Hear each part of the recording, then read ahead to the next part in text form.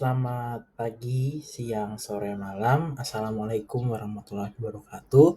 Shalom, Om Swastiastu, Namo Buddhaya, salam kebajikan bagi kita semua. Sebelumnya saya izin memperkenalkan diri. Nama saya Alvito Hot Benedict Purba dengan NIM 2511113105. Hari ini saya akan menjelaskan sistem reproduksi, terutama sistem reproduksi pada pria, dengan dosen mengampu Dr.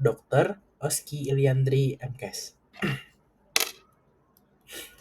Jadi materi yang saya jelaskan ini sudah saya susun secara runtut dari organ yang paling luar dan hingga bagian internal yang berperan dalam proses reproduksi dan pembentukan sperma. Baik, di sini pokok pembahasan saya adalah dua, yaitu organ reproduksi eksternal, yaitu ada skrotum, penis, dan glans penis. Dan organ internal yang terdiri dari beberapa struktur penting seperti testis sebagai tempat produksi sperma dan hormon testosteron, epididymis sebagai tempat pematangan sperma, vas deferens di sini sebagai saluran transportasi sperma, vesicula seminalis, kelenjar prostat, kelenjar Cooper, ini yang berada di yang saya buat dalam kelenjar aksesoris ini sebagai saluran ejakulasi juga sebagai kelenjar aksesoris, dan yang terakhir saluran ejakulasi yaitu uretra sebagai tempat keluarnya sperma keluar tubuh. Nah, setelah ini akan kita bahas satu persatu dengan lebih detail.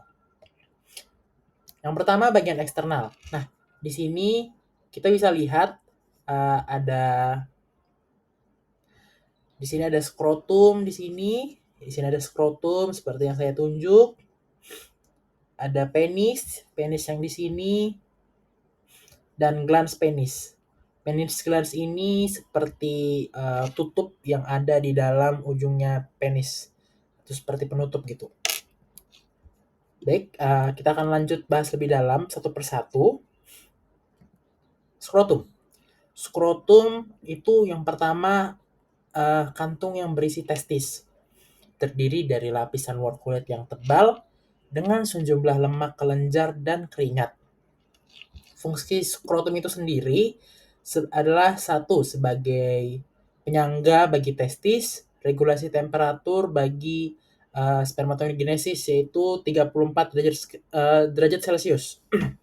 Skrotum akan saya jelaskan, skrotum adalah kantung kulit yang menggantung dan berfungsi untuk menyimpan serta melindungi kedua testis. Jadi dia tuh seperti pelindung bagi testis kita. Testis pria maksudnya.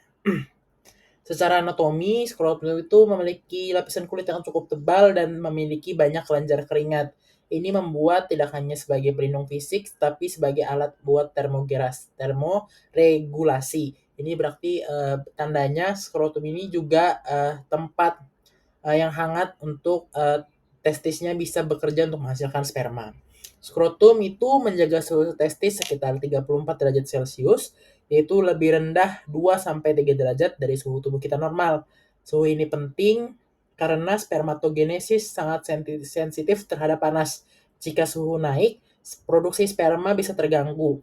Oleh karena itu, di sini skrotum memiliki kemampuan untuk berkontraksi dan berelaksasi melalui otot dartos dan otot kremaster untuk menjaga kestabilan suhu. Nah, di sini jika jika testis itu terkena panas, itu testis akan mengkerut.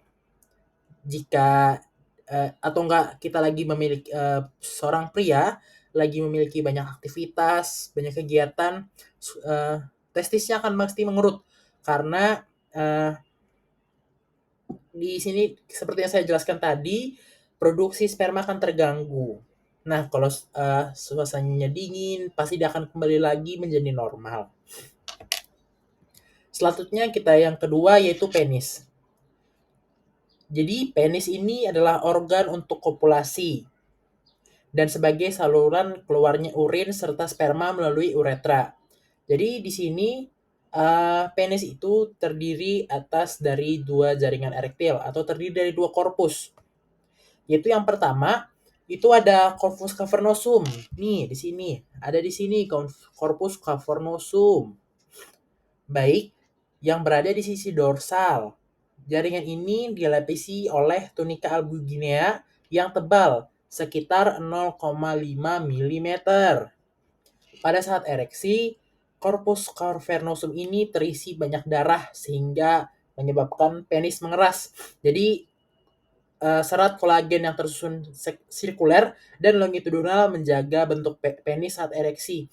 Jadi corpus cavernosum ini adalah salah satu ya organ yang paling penting untuk membuat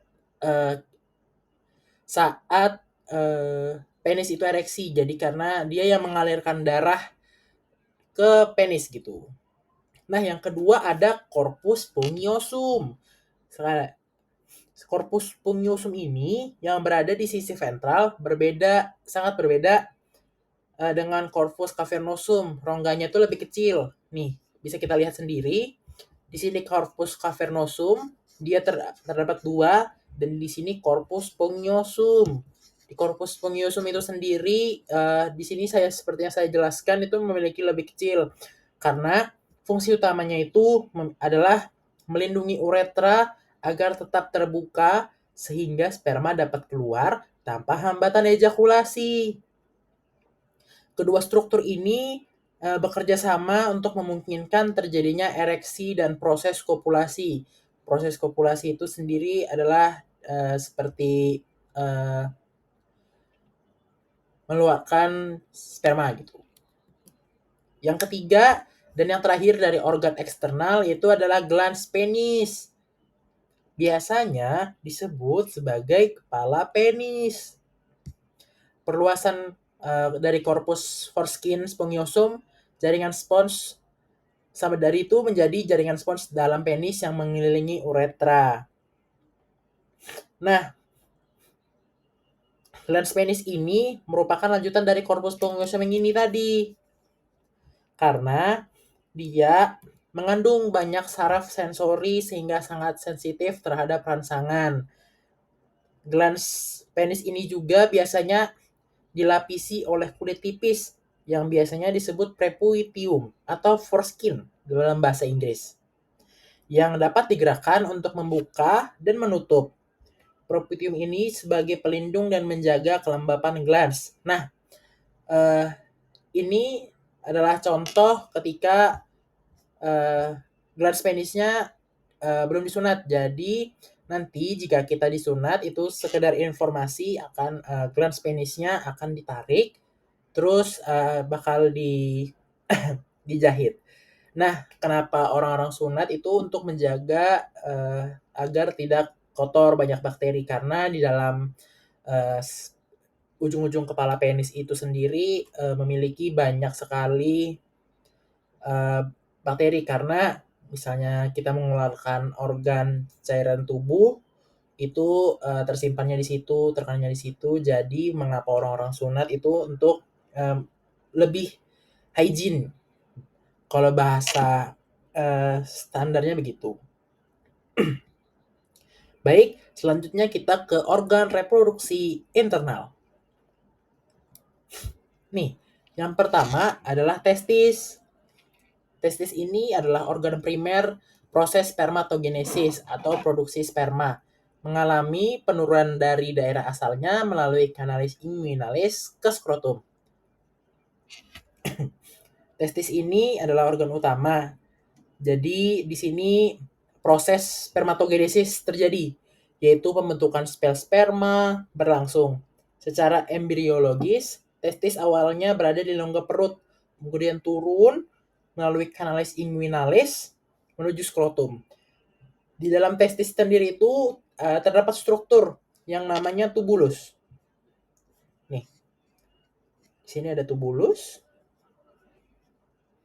Selain itu, yaitu saluran melingkar yang melingkar tempat produksi sperma. Nah, jadi tubulus itu kan melingkar di sel sperma gitu. Seperti yang digambar. Selain itu, terdapat sel lidik yang berfungsi untuk menghasilkan hormon testosteron.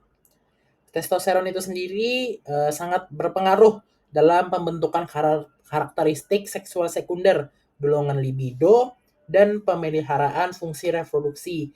Jadi, di sini bukan hanya yang saya tampilkan di slide, testis itu juga memiliki dua fungsi besar, yaitu sebagai fungsi reproduksi, pembentukan sperma, dan fungsi endokrin, yaitu menghasilkan hormon.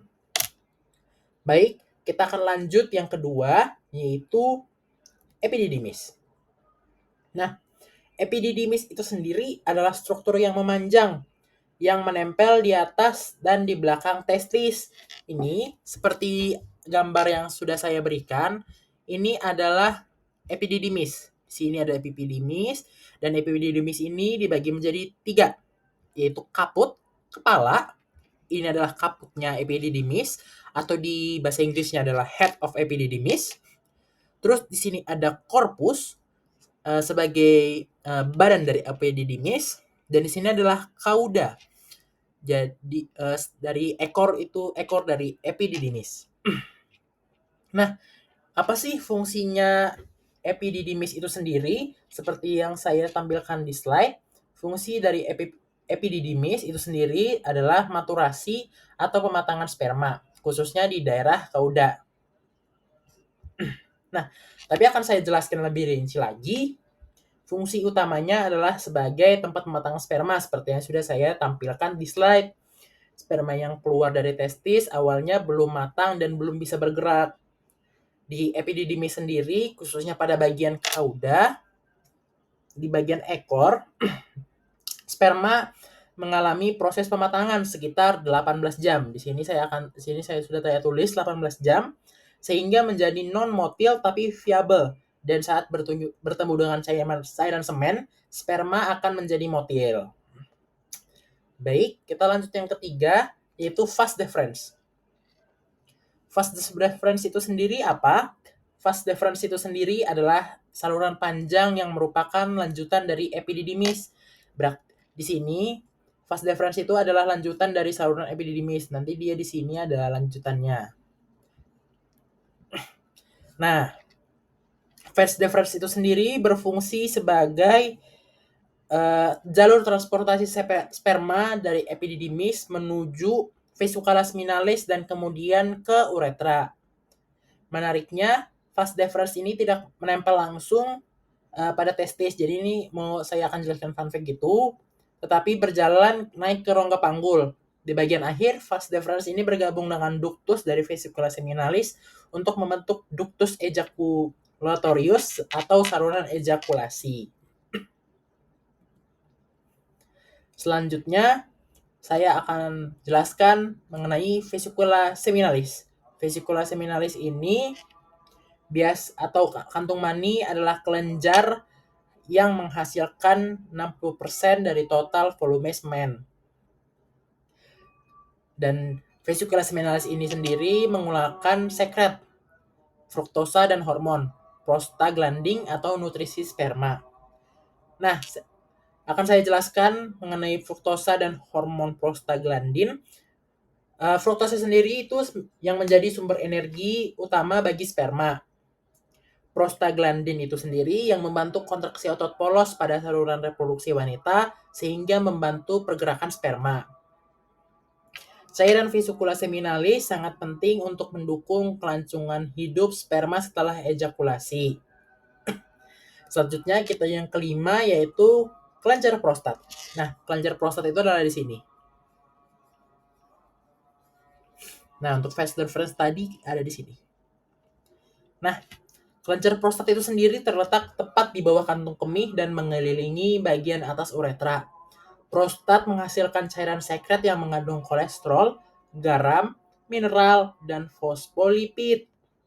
Cairan prostat itu memberikan lingkungan yang lebih optimal untuk sperma sehingga dapat bertahan lebih lama. Gangguan pada prostat seperti peradangan atau pembesaran dapat memengaruhi proses ejakulasi dan aliran urin karena posisi prostat yang mengelilingi uretra. Selanjutnya kita melanjut ke kelenjar Cooper. biasanya juga disebut dengan kelenjar bulbouretra.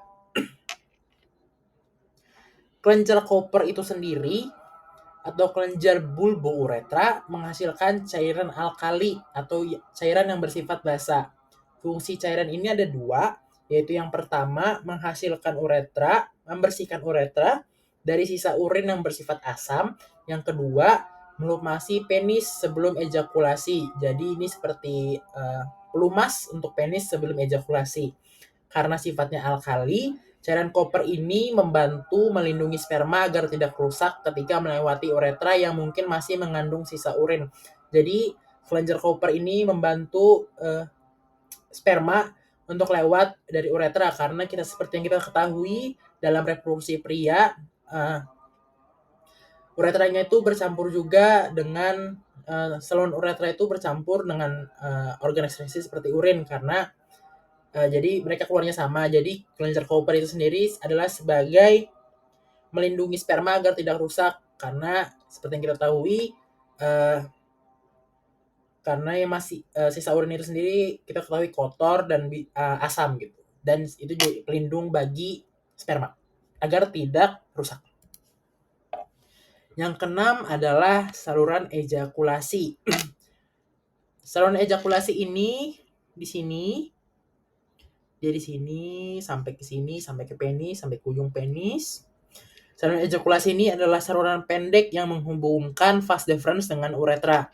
Pada saat ejakulasi, sperma yang bercampur dengan cairan dari vesikula seminalis, prostat, dan kelenjar Cooper akan keluar melalui saluran ini menuju uretra. Selanjutnya yang terakhir adalah uretra.